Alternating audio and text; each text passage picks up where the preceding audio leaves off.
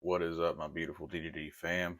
It's your boy Drip back with another video. In today's video, we got a requested video, combo tutorial slash test hand consistency, I guess.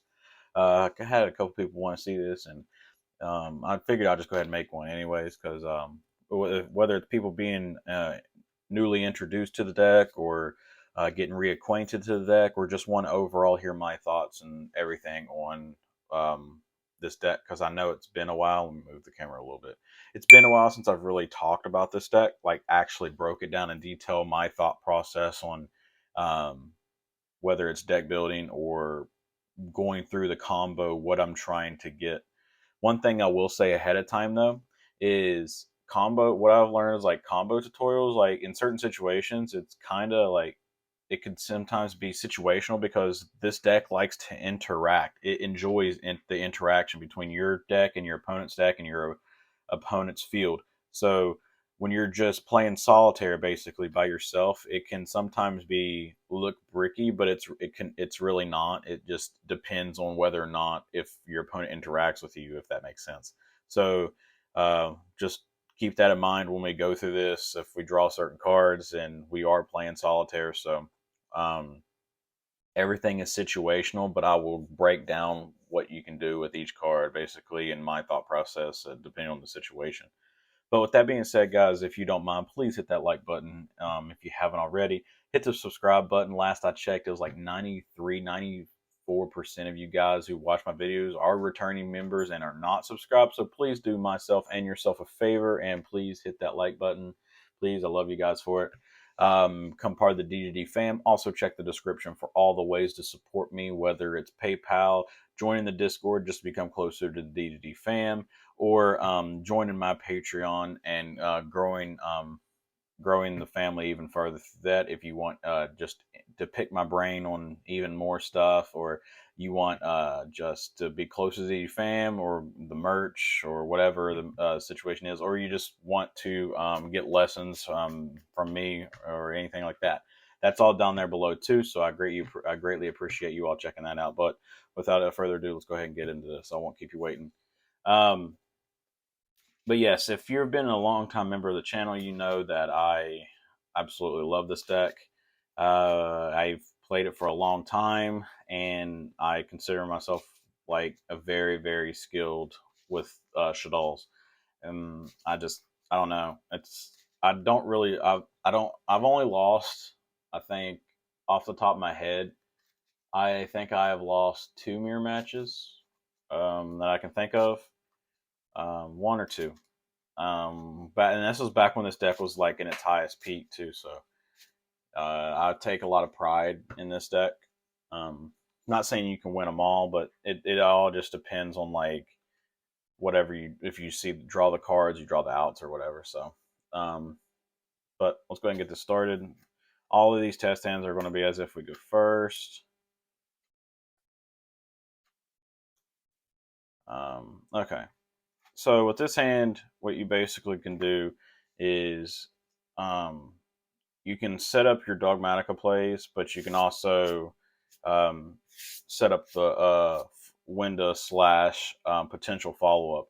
What I would do here is I would start out with Foolish. Let me zoom out a little bit so we can get more coverage of the field. Okay, we start with Foolish.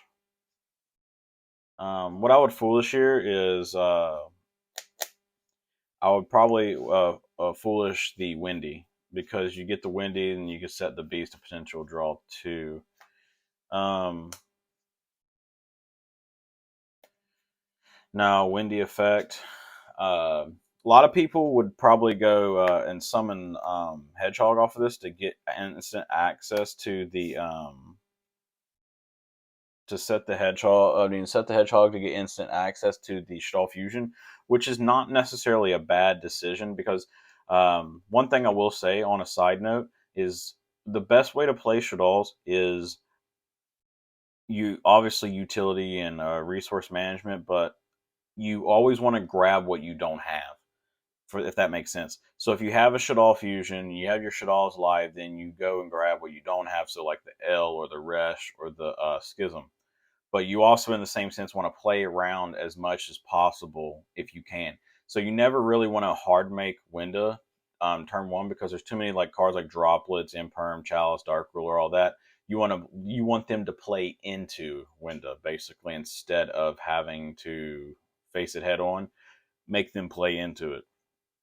That's why Schism is such a good card, or El Shaddoll Fusion is such a good card, because you make them play into it, because you can chain them to their special summon or whatever. But in this case, I'm not going to go get the Hedgehog to get the fusion, because it doesn't provide as much as the Pot of Greed aspect off of Beast. The reason why I say that is because we're going to have to use Nadir Servant this turn anyways, and we can't get into nothing else. So, like, getting the fusion now will not help us later, because also we don't know what we're playing against. And cards like Shaddoll Fusion, sadly, are like dead against decks that don't really use their extra deck. So if you're playing against like Eldritch, Flunderies, stuff like that, Monarchs, anything that doesn't really use their extra deck, and you're always going in blind, so you never know what your opponent's playing anyways. Granted, obviously, extra deck decks are the most like represented decks in Yu-Gi-Oh right now, but you never know. You never know. So you always want to play around as many like situations as possible. So in this case, I'm going to go and grab the Beast, because the Beast will give me the draw 2 and allows me to dig deeper into my deck to get any of my engines going. So we'll set the Beast. And now what we can do is there's two different situations we can do right here. Let me move the camera a little bit over here. All right, there's two situations. We're going to use Nadir, obviously. We're using Nadir, and then the Nadir will dump the App Clone just to get our Shaddolls online. Remind you, every single card in this extra deck basically is Nadir target. Like, if you already have the Shaddolls online, there's certain situations when I have the Shaddolls online, I will just send the I'll send the whatchamacallit, the Garua, just to get a draw one. So it's basically like my friend Tanner and I said, it's Nadir Engage, or Engage Servant, like off a striker, because you search and you draw one basically when you use Garua. So, but in this case, we don't have the Shaddolls really online yet, so like real form of interaction. So we're just going to send the app, and then we're going to search the Ecclesia. All right, we got the Ecclesia. Now we're going to use the app effect. What I would do is obviously get the Schism. This is where you search the Schism, search the Schism, and what we're going to pitch is we're going to pitch the Falco, because if they attack into this, we get the draw too, and if they attack into this, and then this can reset any of our Shaddolls, which means technically, indirectly with the Falco, because we're going to pitch the Falco, Falco will reset itself, okay? I'm just going to set them face up so you all see what they are, know what they are. So let's say they attack into this. They only have two monsters, because we're going to end up Winda locking them and a negate and stuff too. So let's say they attack into this. We draw 2, discard 1. This will die. Let's say this dies. If they attack into this, this will flip before, if it were to die or before it dies. This can reset the beast. So basically, within 2 turns, by the time it turns back to our turn, we could draw 4 and discard 2, which can proc most of our stuff. So in theory, we are drawing 4 and digging deeper into our deck. So that's why it's more beneficial than going to get the this being Hedgehog, because it's not really beneficial to flip it twice or whatever. Even if we didn't have the Falco, it's still more beneficial to continuously dig through our cards, because we were locked out of our extra deck regardless, and we don't know what our opponent's playing. So, and on top of that, there's nothing more than going to get a Shaddoll Fusion and then burning resources to get it, and then it just getting ashed. So yeah, granted, this could get ashed too, but I would rather draw 2 than get that. But that's just me. And then we would set the Schism, and then we would have like basically 2 forms of interruption. And another thing, like I said before in my deck profile about Falco, Falco is another reason why I love this card so much, is because it makes it so hard for them to break our board, because it constantly recurs. So basically, definitely when you get this live and you get Resh live, you're constantly floating cards back and forth between the graveyard and the field, and it's really ridiculous once you get everything going. Sadly, and then we can just normal summon this. So we have, even with a subpar, not really optimal hand, we have a negate off of this, We have a window or an app clone or whatever we want off of Schism. Draw 2 if they attack into it. This to reset this, or Windy if we need to, but we will obviously reset this to try to draw 4. And then another negate and droplet if they try to attack over or something, like our window or something. So, or whatever, we summon off of this. So even with a not so optimal hand, we still got what? One, two, three slash five, 3 to 5 interruptions because of this. Even though these are not interruptions, they're just interactions on their turn. So 3 negates and 2 additional interruptions. So 5 total if all goes our way, which is pretty solid. If you ask me, pretty solid. Yes, I know it might not seem like much if you don't open any Shaddolls or you don't open um, Alistair, but it's okay. Like I mentioned before, Alistair is a really big part of this deck, but he's not the main focal point of the deck. Shaddolls is the main focal point of the deck, and once you learn to understand that, the deck will float a lot easier for you. You can't really like try to crutch, or not really crutch, but rely on like Alistair, because Alistair, if anything, is actually just the bait to like force your opponent to interact with it so the rest of your cards can go off. Granted, yes, if Alistair resolves, then we're plussing for days. But he's not the main focal point because all the utility cards are from the Shaddolls. So let's go ahead and get another starting hand. 3, 4, 5. This hand is actually kind of poopy because we didn't see nothing else, no other attribute. So basically, this is just a not really a T set, but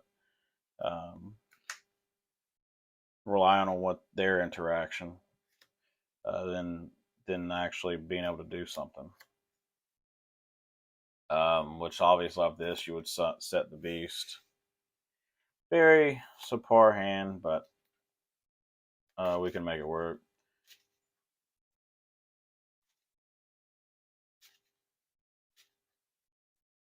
Let's see something else here.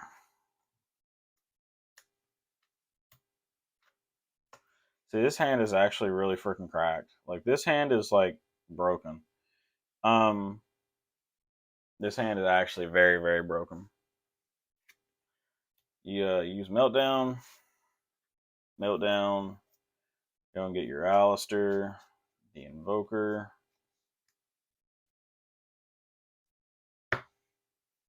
Normal the Alistair. Now, let's say it does resolve. Even if it doesn't, as long as they don't use Imperm, you can save this until the end of your turn, basically, until the end of your combo. If you need to draw 2, draw 2. But if you don't need it and you still have a good interaction board, make sure you always rip a card out of their hand. If you're going first. If you're going second, trying to push for game, then you could potentially steal their monster, which happened to me last night. At the time of recording this, I'm recording this on a Friday, which is right after Locals Live. So if you watched Locals Live last night, then you saw me just win a game off of this because I was playing against Trickstar and he only had 1 monster on board and I stole it and killed him with it. But no, Alistair resolves.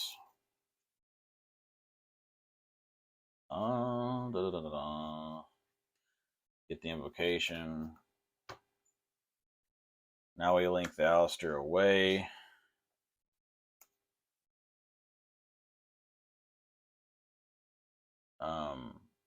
One thing I will say too is people sleep on Meltdown. People like since Alistair hasn't been around in a while, but people forget what Meltdown does. Several times last night, people try to negate my invocation and stuff like that, or solemn my fusion monster on summon. I'm like, you can't.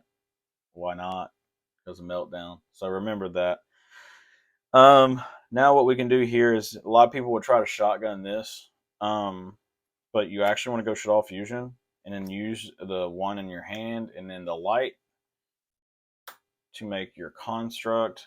And whenever you make your construct, if you still have your gravity controller in your extra deck, always put your construct in the extra monster zone. Because once it's in the main monster zone, it's a lot harder to get out of the main monster zone than it would if it was up here. Because gravity controller, you can link that away directly to get whatever you need back from the graveyard. So right here, you would always also, when you have Meltdown live, when Meltdown is live, always make your fusion monster Chainlink 1, because if you do, then they can't hit anything after, because the summon hasn't resolved, and they can't. The way Meltdown works is they can't respond to the basically the fusion summons and the activations of the fusion summons, basically. So as long as you always make your fusion Chainlink 1 once Meltdown is live, if you don't already know, they can't interact with anything else. So let's say we had let's say we had like 1 and then 2, and then we had like another card that we sent and then we're doing a interaction with. They can't respond to it because the way Meltdown reads. So but if you were to mess up and not make her Chainlink 1, and you made Falco Chainlink 1 and her Chainlink 2, they can negate basically everything if they have the resources to. So make sure you always make your fusions Chainlink 1. And then Falco will be Chainlink 2, Chainlink 2, the Falco to reset itself. I'm just setting it face up so you can see the card. And at this point, you have two options. You can send this Schism to get access to Schism, because that's really what you want to do. The number one board you want to build with this is Kaliga with Winda set. So you don't want to make Winda. You want them to forcefully force them to interact with Kaliga first. If they get through the Kaliga, and then you punish them with Winda. You never want to have both on board, because, like I said, it leaves you open for droplet interruptions and stuff like that, like Dark Ruler and stuff like that. Force them to interact with one, burn their resources on one, because they're less likely to have two interactions to be able to play with both. So it's just all properly timed. That's why you don't really prioritize Makaba anymore. You prioritize Kaliga, because VFD is banned for a reason. Well, Invoked has their own VFD and it's not banned yet. So, um,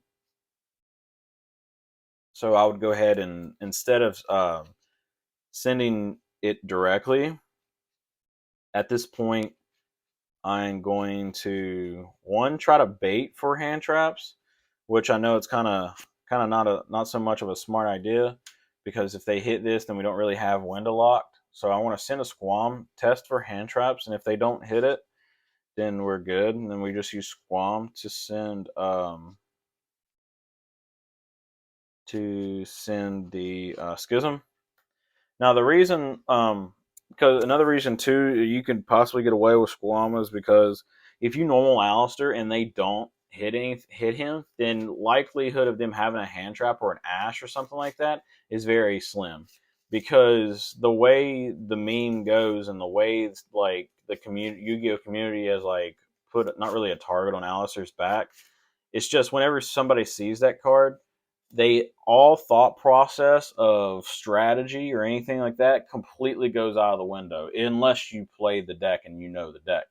If you don't play the deck and don't know the deck, then all strategy completely goes out the window on possibly properly timing hand traps, and they just intensely lick their lips and see red and just hit your Alistair.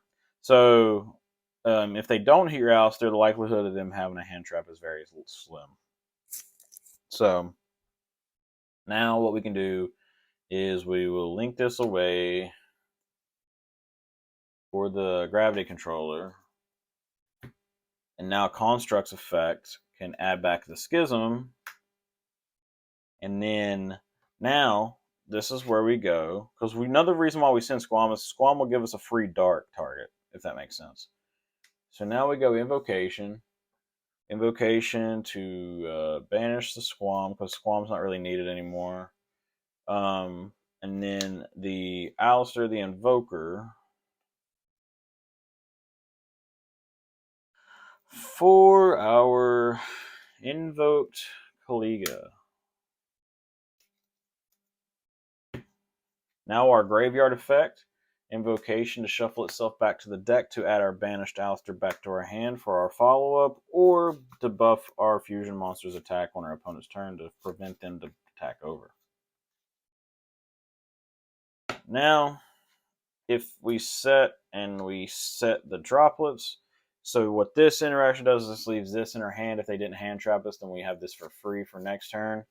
What this interaction does is Kaliga locks both players, myself and them, or yourself and them, into one monster effect, and they can only attack with one monster.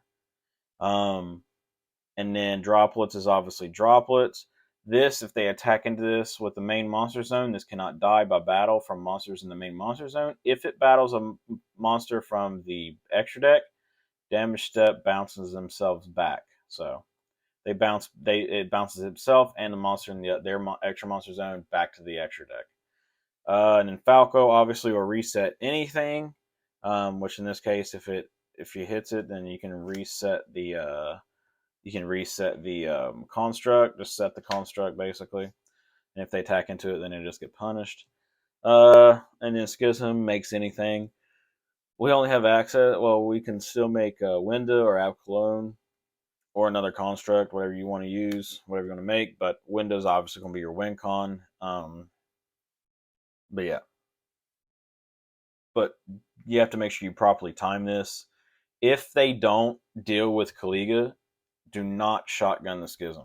Do not. Just let it go. Just keep this set until they try to interact with this card by getting rid of it, like Twin Twisters or something. But like what I'm saying is like, oh my god, I had a brain fart. Do not activate this if they don't deal with this. Only activate Schism is if they get rid of this. That's the only time you need to activate Schism, because this is just a follow-up plan. Not only that, because if you make the window, then you're going to lock yourself out from potentially OTK in the next turn, because both floodgates lock you too. And we're going to link off into our on the crackback. We're basically going to link off into Dark Charmer to unlock ourselves, and then potentially just push for game. And if you make Winda, then it locks yourself into one special summon, and you don't really want to do that. So let's say we blah blah. They we negate their stuff. Because I want to show you all real quick how we would push for game. Let's say we just send the talents or whatever for the cost for droplets, and then they tag into this. It doesn't die, and then they attack into this, and this will allow me to, let's just say, set this face down. Well, if they, sorry, they let's just say they attacked. They know what this is, so they don't want to attack it. So they attack it. They try to attack into this just to push for damage. Okay, because they can't attack no more. All right, they pass turn. Draw a random card. Super Poly. Let's say they only have one card. Can't Super Poly nothing, but we can Super Poly our own cards, push for more damage. So at this point, what we're going to do is test for hand traps. Don't link off yet. Normally Alistair, if they don't have nothing, and then you just go and get your Alistair. Go get your invocation, rather. Sorry, I'm tired. Now, link off the Kaliga and the Alistair for the Dark Charmer, which remind you can search an Alistair if it's destroyed by battle or card effects. Now, what we can do is activate our Schism. We are going to make a construct. Okay. So by banishing the Falco and our construct to bring out another construct. Construct effect. Remind you, anything that's brought out with Schism cannot attack directly. Okay. So now we're going to use construct effect. We need to get different attributes on board. So we'll send Ariel. Ariel's effect. You want to get something you don't have, so we can dig deeper in our deck. Set this, so we're going to set sideways, face up, so you know what it is. Okay. Now you can go Macabre to like fully seal the deal. Banish and then banish the Alistair. If we had another fusion engrave, we could have went the Ogoides, but we don't. Okay, so there's that.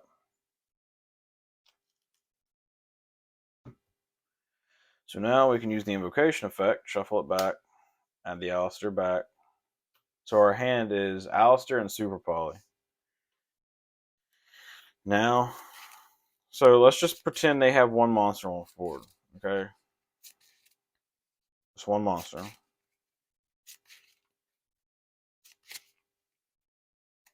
Shuffle them up. Okay. So we can go battle phase. This 1850 can pretty much clear almost anything. Definitely considering they weren't able to really get far into their combo because they only got one monster effect. So let's just say this clears that, whatever they have. And then 1,000, 2,800, 25. So that is 53, 63. And then we could change Super Poly. Only because we know we got game. Change Super Poly. Take the Construct and the Beast to make anything. You can make Winda, or you can make Alcalon. Let's go ahead and make Winda to seal the deal. Because that was what, 50, 60? Yeah, because this is game regardless. Before you complete the game, basically, make sure you resolve your effects because Construct went to grave, so she can add something back. We're going to add the Shaddoll Fusion back to hand. And then the Beast will draw a card.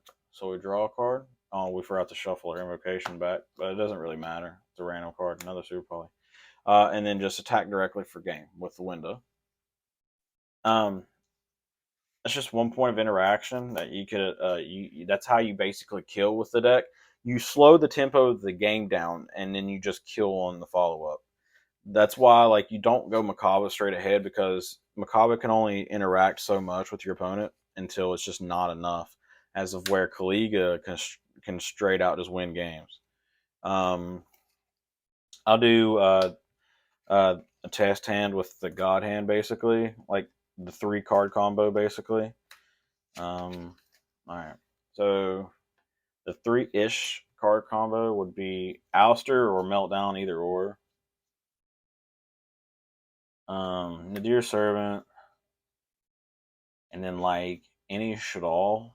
But my favorite one to have is this. You can have these and just 2 random cards. So let's just say you have 2 Super Polys because you bricked or whatever. You're bricked up. And no interaction. Like your opponent has no hand traps. Oh no, sorry. You need a Shaddoll Fusion or L Shaddoll Fusion. So this and like some random card. This is like the pseudo like God hand, which is like, I know the video hasn't really done it justice, but it's not that hard to get because you can have Alistair or Meltdown, and then you can have any Shaddoll or this and L, but you need Nadir. It can't be Ecclesia. It has to be Nadir. But even without Nadir and it was just Ecclesia, as long as you still have the Shaddolls, you're still getting there. It's just you don't plus nowhere near as hard as you do if you had Nadir. So Super Poly doesn't really count in this, so don't pay attention to that. We go Meltdown,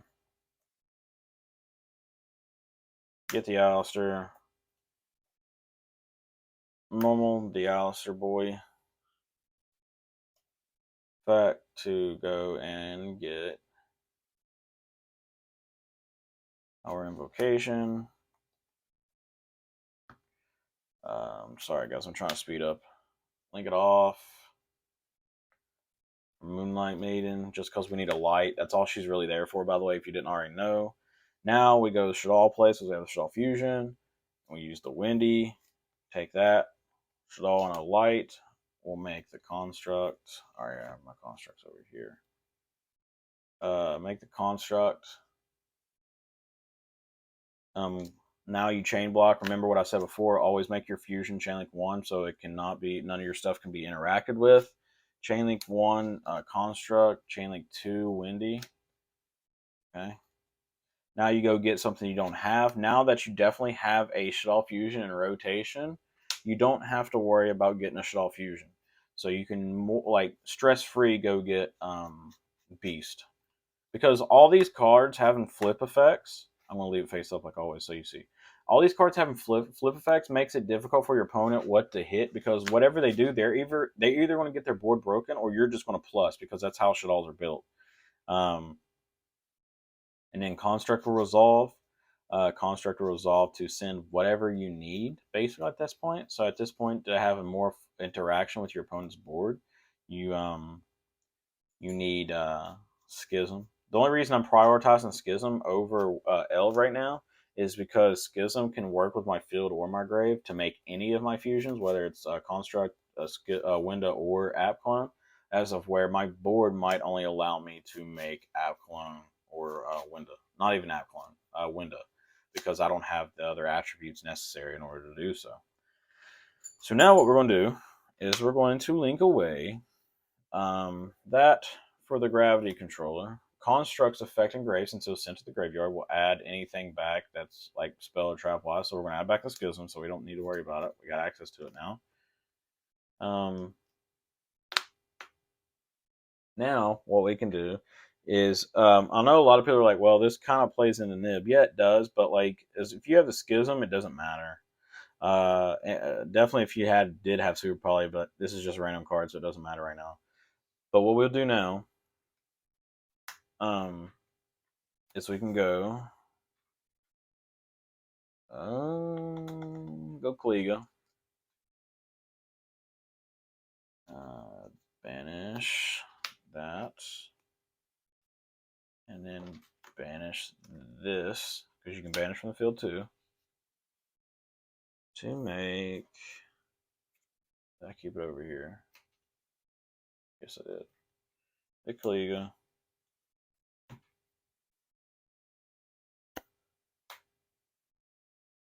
Now you have two options after, of course, you shuffle back that to get back your Alistair. Now you have two options. Now you are locked into one monster effect. You can send a random card from your extra deck for the Nadir Servant to not use its effect, so you can special summon the Ecclesia, or you can just keep the Ecclesia in hand for a follow-up, which is what I usually do. Because my board's oppressive enough as it is. So at this point, I'd go to Dear Servant, sending. Now this is where it gets kind of difficult. So like you can send App Cologne to search any Shaddoll card. You could send Intis if you're going second to pop a card, or you can send the Garua to hopefully you have good RNG and draw into a hand trap or some other form of interaction. But I am going to go ahead and go the App Cologne route. The App Cologne and actually use the effect to go get the Ecclesia. The Ecclesia is kind of dead for now because because I'm not going to use the effect, because if I special summon, I'm using her effect, so I can't search. So I'm going to use the App effect to get the L. So we'll have L live and we'll have Schism live. So now we got to discard the random card because of App. So we're going to just discard the card unknown, or the card that we don't care about. In this case is sadly Super Poly. It's not that it's actually meant to be Super Poly, it's just an unknown card. So just pretend it's not Super Poly, because these are our follow-ups, these are interactions, follow-ups, interactions, so we still have stuff plays. So now we'll set the Schism and we'll set the Shaddoll Fusion. I mean the L.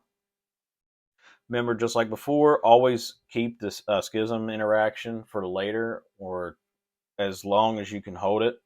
L is kind of whatever. It doesn't like you can. I would probably use L before I would use Schism, honestly, depending on the situation. But it's all depending on what you're playing against.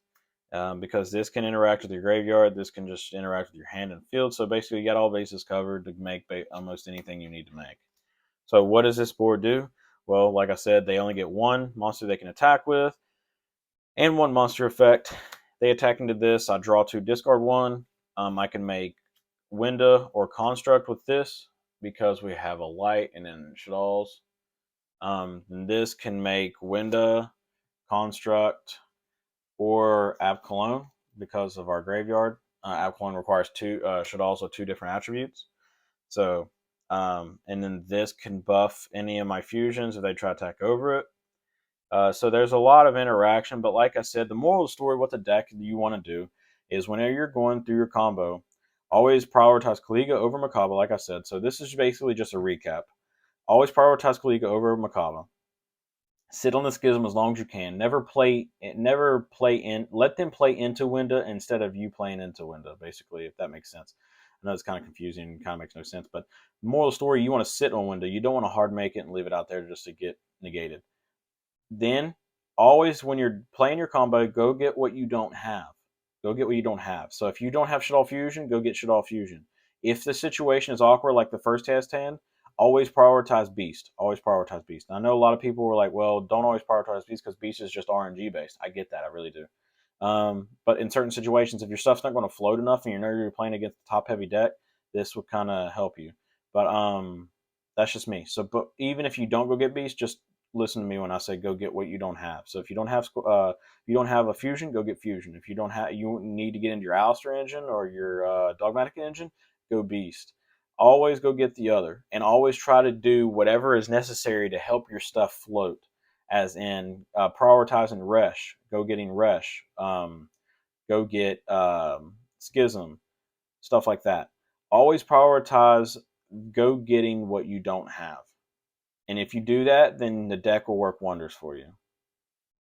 But other than that, if I missed anything, guys, just let me know. I can let y'all know, like the interaction with Resh. If you don't know the interaction with Resh or what all Resh can do, just let me know and we can chat it out. Or if potentially necessary, I need to make another video, I can do that. But Resh is very straightforward and simple. Definitely the interaction, whether just looping or the banish interaction with this or any of the other shadolls to proc their flip effects on the same turn. All of that is very straightforward, but if you do need help, I don't judge you at all. Everybody needs help once in a while, and I'm more than happy to help you with that. It's just this video is getting kind of long, so I figured I'd end it right here. But with that being said, guys, I'm sorry about the long video. Usually these combo testing videos are very long, but with that being said, I love you guys so much. Please hit the like button, subscribe if you haven't already. Hit the bell notification so you never miss an upload. And it's your boy Brendan, aka Drip, signing out. Until next time, peace.